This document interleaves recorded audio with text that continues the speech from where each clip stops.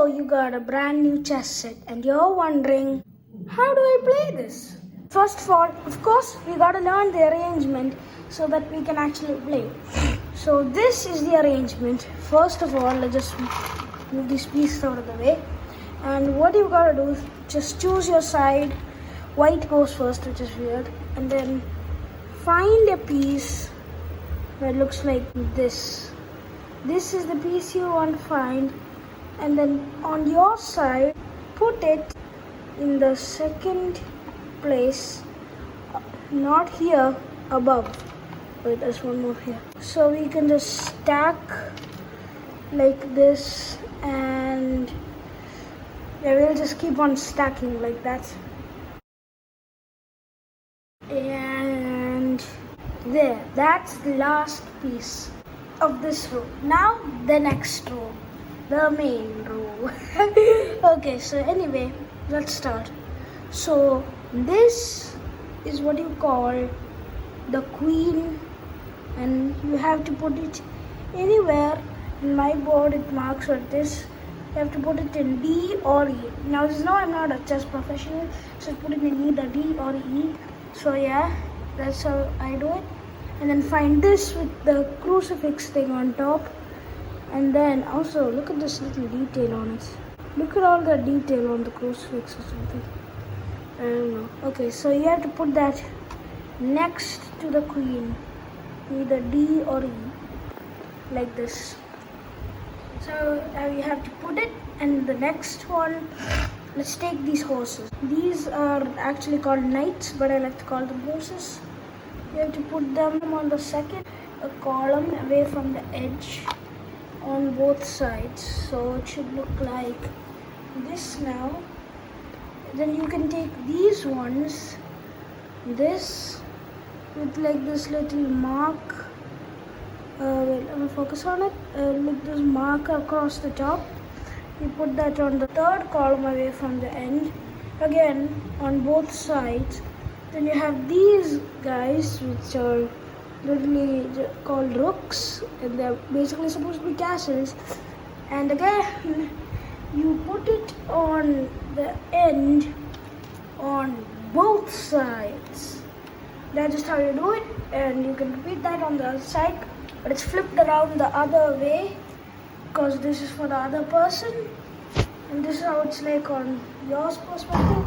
So you can sit down and start playing. Hey, but whoa, not that fast. We still need to do the real movements of the characters. So now the movements. So you see the pawn, right? The one at the front. This is what you call it, pawn. If it's the first time you're moving that specific pawn, you can move it two. You can choose to move it one block or two blocks. So you can do that through any of the pawns. That is, if it's their first time moving in the game you're playing. So that's the pawn. Now the next one is the rook. This one at the end. So let's remove this pawn because the rook can't move while the pawn's in the way. So keep it here. It can go in either upwards, sideways, sideways or backwards from the point itself. So let's say it's here, it can go till here, here, here, or here, here, here, or here, here, here, here, or here and here, because this is blocking it. So this can't get over there. So let's move these things back. And the next one is the horse knight. And for the horse knight, it can move in L's. So like 1, 2, like 1, 2, 1. It can do that in any direction. So it can go like 1, 2, 1, 1, 2, 1, or 1, 2, 1, or 1, 2, 1, or 1. It can't land on another piece, but it can jump over other pieces too. So if you're looking for a thing that needs to attack, but it can only move through something, use the horse. But we're not learning attacking, that's the next chapter. So horse B for back. And next one, this one with the mark which I did not name before is called the bishop. This can only move diagonally or on the colors or on the color that it's standing on. So this is standing on white, so it can only go like this.